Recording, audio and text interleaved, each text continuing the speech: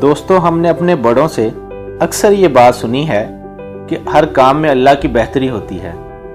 जब हमारा कोई नुकसान हो जाए, हमारे लिए कोई परेशानी का बायस बने या कोई नागहानी आफत आ जाए जो हमारे लिए बहुत ज़्यादा परेशानी का सबब बने, तो उस लम्हे भी हमारे बड़े हमसे यही कहेंगे कि इसमें भी अल्लाह ताला की कोई ना कोई बेहतरी होगी।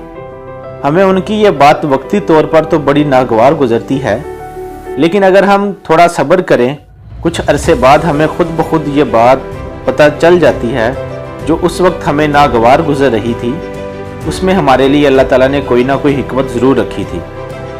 इसी हवाले से दोस्तों, मैं आपके सामने एक वाक़या बयान करूँगा।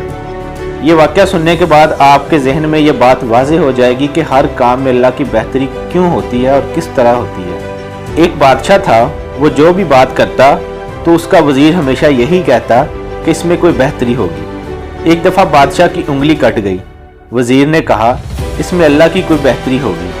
बादशाह को बहुत गुस्सा आया कि मेरी उंगली कट गई है और तुम कह रहे हो कि इसमें भी अल्लाह की कोई बेहतरी होगी। बादशाह ने वो गुस्से में आकर वज़ीर को जेल में डाल दिया। फिर भी वज़ीर ने कहा, इसमें भी अल्लाह की कोई बेहतरी होगी। बादशाह को उसकी इस बात पर मज़ीद गुस्सा आया। कुछ रोज़ गुजरने के बाद बादशाह शिकार के लिए अपने इलाके से दूर निकल गया और जंगल में एक ऐसी जगह चला गया जहाँ पर ऐसे लोग रहते थे कि वो लोग साल में एक दफ़ा किसी आदमी की कुर्बानी देते थे। उन्होंने बादशाह को पकड़ लिया।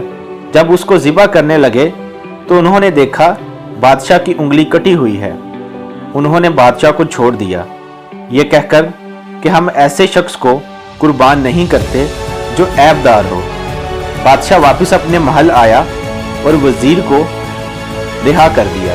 फिर उसने वज़ीर से सारा वाक़या बयान किया और उसे बताया कि तुम सही कहते थे, हर काम में अल्लाह की कोई ना कोई बेहतरी होती है। मेरी उंगली कटी थी, मेरी जान बच गई। फिर वो वज़ीर से पूछता है कि जब मैंने तुम्हें जेल में डाला तो उस वक्त भी तुमने यही कहा कि तुम्हारे जेल जाने में भी अल्लाह की कोई बेहतरी है। तो बताओ, तुम्हारे जेल जाने में क्या बेहतरी थी? वज़ीर ने कहा, अगर मैं जेल में ना होता और आप मुझे साथ अपने शिकार पर ले जाते तो आपकी उंगली कटी थी, आपको उन्होंने छोड़ देना था और आपकी जगह मुझे ज़िबा कर देना था। इसीलिए इंसान को कहा गया है कि ए इंसान, तकदीर के लिखे पर कभी शिकवा न कर। तू इतना अक्लमंद नहीं जो रब के इरादे को समझ सके। हमें चाहिए कि हमें हर हाल में अल्लाह ताला का शुक्र अदा करना चाहिए और अल्लाह ताला की रज़ा में खुश रहना चाहिए।